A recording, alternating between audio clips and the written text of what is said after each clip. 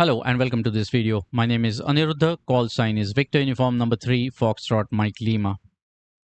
I'm in process of making an end-fed half-wave antenna, and for that purpose I've made this 49:1 impedance transformer and a common mode current choke.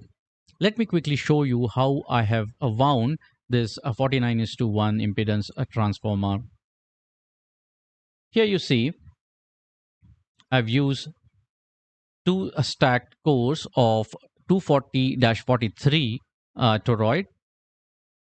I've used 18 gauge enamel copper wire for the windings. There are total 14 number of turns of the winding. So every time you go into the toroid, it is counted as one turn. So this becomes turn 1 and this becomes turn 14. Here you see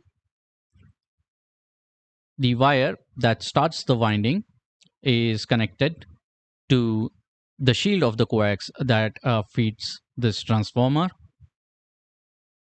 The end of the winding is connected to the end-fed half-wave wire element. And here you see, after two turns, I've tapped a connection out of the windings, and this gets connected to the center core of the coaxial that feeds this transformer. Now let me show you how I have wound the common mode current choke. It is quite simple. The coaxial cable that I've used is RG316, and there are 12 turns of this RG316 wrapped very closely to another 240-43 toroid.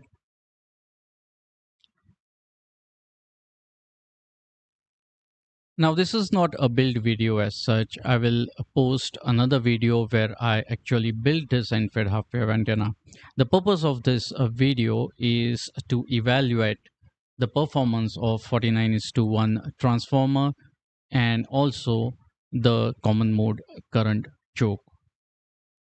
So let us consider the common mode current choke first. As you all know, the purpose of the common mode current choke is to eliminate the common mode currents. We are going to measure the attenuation offered by this choke to the common mode currents, and for that purpose we are going to use the NanoVNA. But how are we going to connect this choke so that the attenuation can be measured? Let us quickly see this diagram over here. I will put the link to the website that shows this diagram in the description below.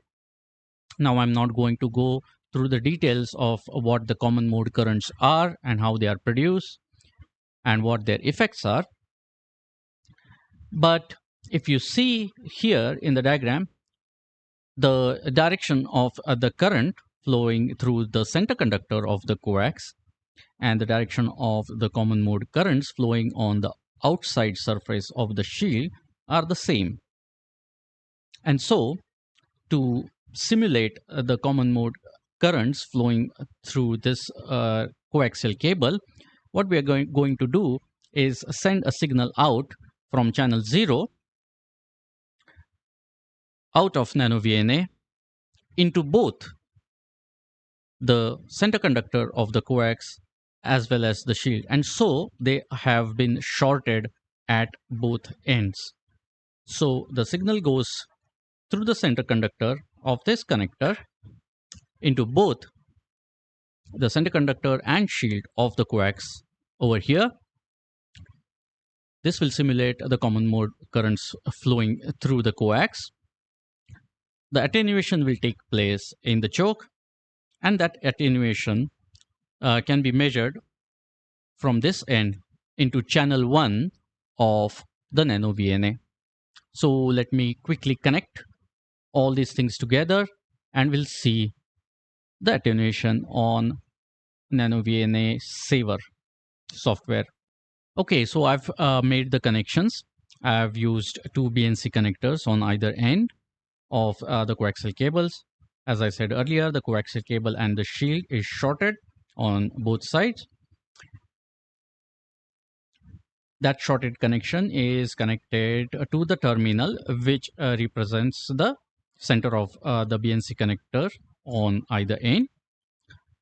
The terminal, which represents the shield of the BNC connector, has been connected together. So this is a setup. And before we begin, let me tell you that the NanoVNA has been calibrated considering these two wires. I'm not going to go into the detail of calibration of NanoVNA. There are so many nice videos out there. I will put a link to a couple of them in the description below. You can check them out. But the point is that the NanoVNA has been calibrated considering these two cables. So let us begin and let us connect this thing, and we'll check the result on the NanoVNA Saver software. Okay, so I've opened the NanoVNA Saver software, and let me just quickly connect to the NanoVNA. Right, so the sweep here is between 1 megahertz and 30 megahertz. So it covers all of the amateur radio HF bands. And this is the attenuation offered by the common mode current choke to the common mode currents. Let me just quickly pop this chart out so that it can be seen bigger. Right. So what we are looking for here is an attenuation of at least minus 20 dB. Minus 20 dB is this line at the top. So you can see that for all the amateur radio HF bands, the attenuation offered by the common mode current choke is well below minus 20 dB. So right at the bottom, it is a minus 22, 23 dB. And right at the top, it is around minus 45 dB. So this common mode current choke will perform well in suppressing the common mode currents for the entire amateur radio HF bands.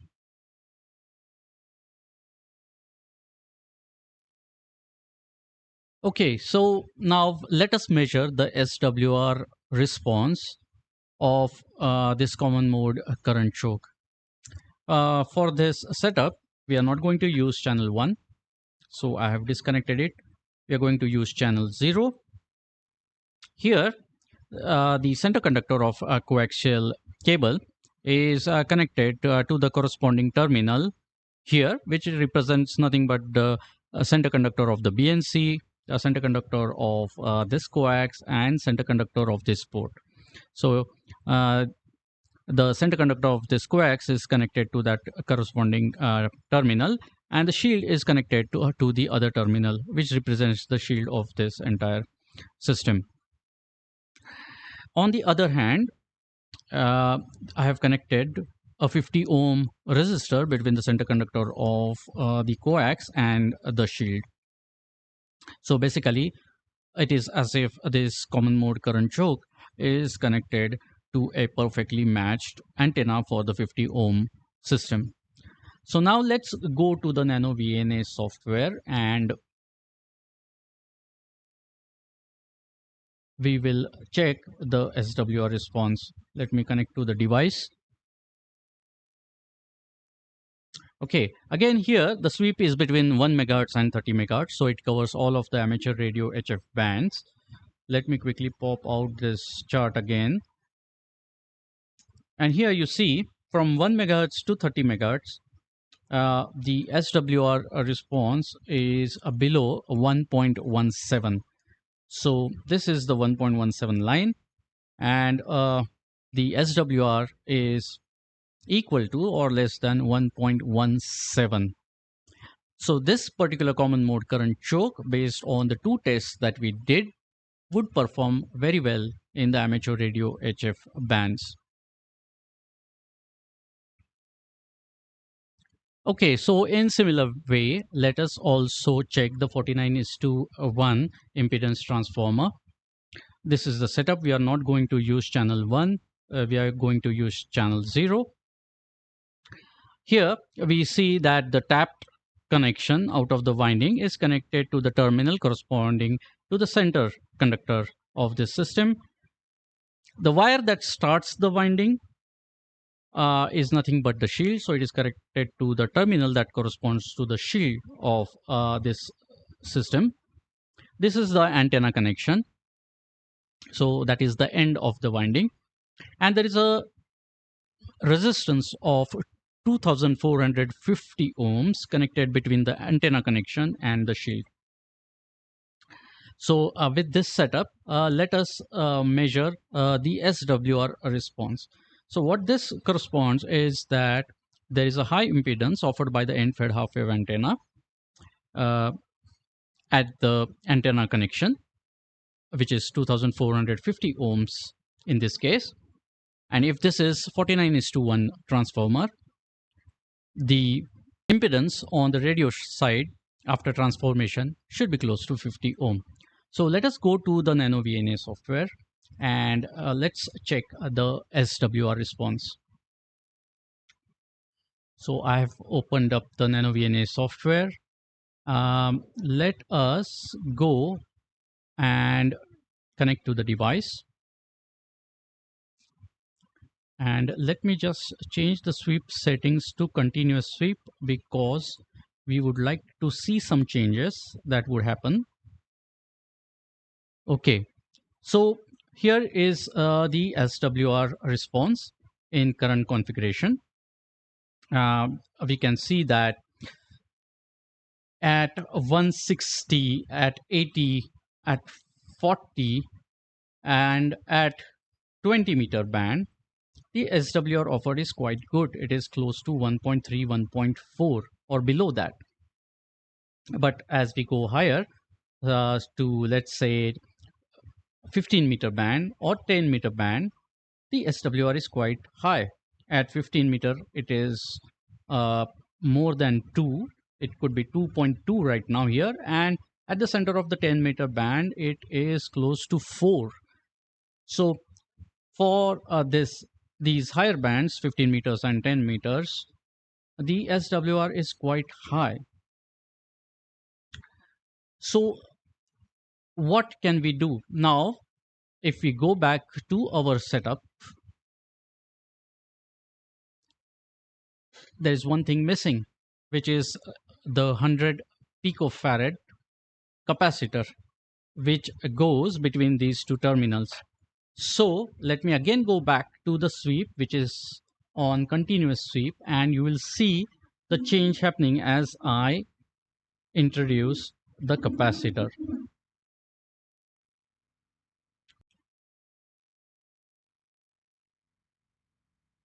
So here I am adding the 100 picofarad capacitor.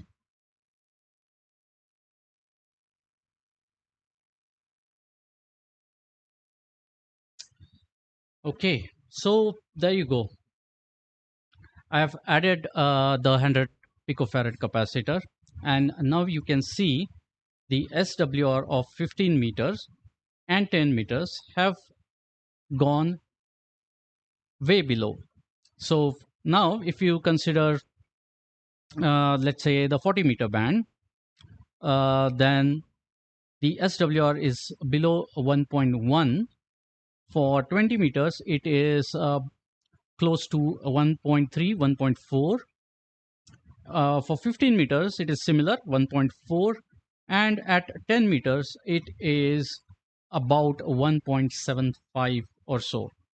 So the 100 picofarad capacitor helped bring down the SWR of higher frequencies or higher bands. So this is the SWR response of our 49:1 impedance transformer and looks quite good. Okay, so now let's find out the efficiency of the 49:1 impedance transformer. And this is the setup for it. Well, this is called as the back-to-back method of measurement. As you see, there are two identical 49:1 impedance transformers. This is a 50 ohm system, and we are using both the channels, channel 0 and channel 1. Channel 0 is connected to the 49:1 impedance transformer with a capacitor. as well as channel 1 is connected to a very similar 49:1 impedance transformer along with a capacitor. What a back-to-back means is that their antenna connections are connected together. So we have a 50 ohm system, and there will be impedance transformation taking place in each of the impedance transformers. So 50 ohm here, a higher ohms over here at the antenna connection, and that higher ohms will be converted by this impedance transformer to again back to 50 ohms. So what's going to happen is that we are going to send a signal over channel 0, and that signal is going to have some losses, and it will be measured at channel 1. But since those losses will be taking place in these two identical 49:1 impedance transformers, that loss needs to be divided by 2 to find out the efficiency of a single 49:1 impedance transformer. So let's go to NanoVNA and we'll see how we can calculate the efficiency. Okay, so now this is the sweep between 1 megahertz and 30 megahertz, and we are looking at the S21 gain over here. I've assigned markers to the various ham bands in HF. So marker 1 is 160, marker 2 is 80, marker 3 is 40 meter band, marker 4 is 20 meter band, marker 5 is 15 meter band, and marker 6 is 10 meter band. And now let's see the attenuation taking place in each of these bands. But remember that this attenuation needs to be divided by 2, because this is loss taking place in 2 49:1 impedance transformers. So let's go one by one. I can see that in 160 meters, the loss taking place is 1.3 dB. In 80 meters, it is minus 1.2. Then in 40 meters, it is 1.1, minus 1.1. In 20 meters, it is minus 1. 20 meters, it is minus 1 dB. And then in 15 meters, let's say it's minus 1.5. 15 meters is minus 1.5.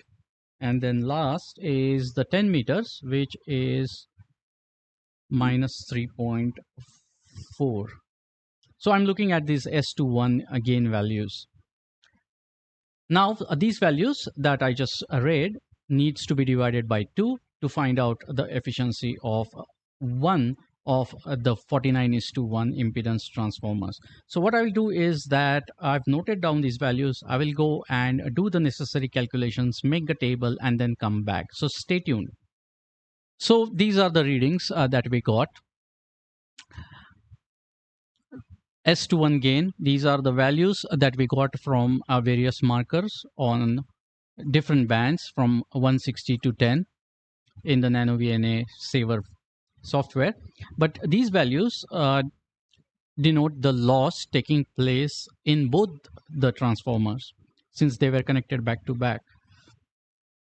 We need to divide these values by 2 so that we'll get the losses taking place in just one 49:1 impedance transformer. And that's what we have done here. We have divided these values by 2 and we got these values. And further, using these values, we have calculated the efficiency of the 49:1 transformers in all these bands. So here you can see that from 160 to 15, we are getting quite good numbers of efficiency. In 10 meter band, we are getting just 67.6% efficiency. I hope you liked this video. If you have liked the content, please consider subscribing to my channel. Please press the like button if you have liked the video. Until next time, 73s and bye-bye.